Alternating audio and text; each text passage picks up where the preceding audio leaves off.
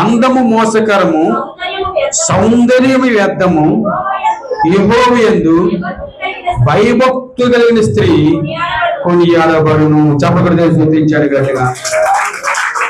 అందము మోసకరము, సౌందర్యము వ్యర్థము. అర్థమవుతుంది. ఇప్పుడు ఆడవాళ్ళు మగవాళ్ళు రెడీ అవ్వాలంటే ఒక 10 నిమిషాలు సరిపోతాయి, అంతే కదా. ఆడవాళ్ళు రెడీ అవ్వాలంటే ఇంచుమించు ఒక గంట, కొంతమంది ఒక అరగంటలో రెడీ అయిపోతారు లేండి, ఒక గంట. ఇప్పుడు ఏంటంటే లిప్స్టిక్, వస్తువులు, చీర అన్ని కట్టుకోవడానికి ఒక గంట. పురుషుడైతే 10 నిమిషాలు ప్యాంట్ షర్ట్ వేసుకొని దూసుకొని వెళ్ళిపోతారు. అందుకే దేవుడు స్త్రీల కోసం చెప్తున్నాడు, అందాన్ని ఎక్కువగా ప్రేమిస్తారు స్త్రీలు. అది అందంగా ఉండకూడదని తప్పట్లేదు, కానీ అందంగా ఉండడం మంచిదే. కానీ ఏం చేస్తారంటే స్త్రీలు అందాన్ని ఎక్కువగా ప్రేమిస్తారు. హల్లెలూయా. అందంగా ఉండటానికి ప్రయత్నం చేస్తారు, మంచిదే. కాబట్టి అందం అనేది మోసకరం, ఇది శాశ్వతం ఉండేది కాదు.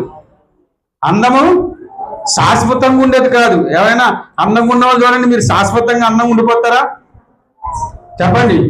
అందుకే అందము మోసకరము, సౌందర్యం వ్యర్థం అన్నాడు దేవుడు, పుట్టినా అనలేదు. హల్లెలూయా.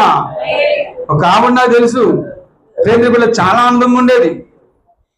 కొంతకాలం అయిన తర్వాత ఎలా ఉందంటే ఇక మూత, ఈ ఒళ్ళు, శరీరం అంతా, ముఖం అంతా లాగేసింది. చాలా అందంగా ఉండేది. అర్థమవుతున్నా?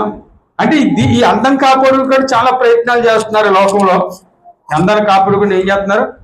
చాలా ప్రయత్నం చేస్తున్నారు. ఎలా ప్రయత్నం అంటే సర్జరీలు చేసుకుంటున్నారు, లేకపోతే ఎన్నెన్నో ఫెయిర్ అండ్ లవ్లీలు, ఇంకెన్ని ఉన్నాయి కదా, అన్ని రాసుకుంటున్నారు. ఎందుకంటే అందం కాపాడుకుంటానికి. నేను చెడు అనం కానీ మంచిదే, కానీ అందం కోసం ఆలోచించే మనస్తత్వం మనలో ఉండకూడదు. హల్లెలూయా.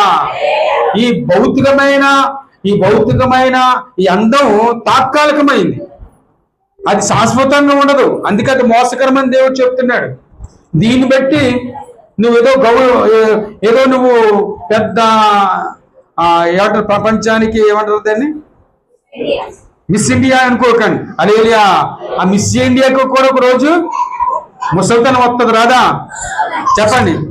మొగ్గు లోపలికి పోవా, బలహీన అవ్వదా? కాబట్టి ఇది శాశ్వతమైంది కాదు, ఆత్మీయ సౌందర్యమైనది శాశ్వతమైంది. హల్లెలూయా. ఏ శాశ్వతము? ఆత్మీయ సౌందర్యము, ఆత్మీయ అందం కావాలి మనకి.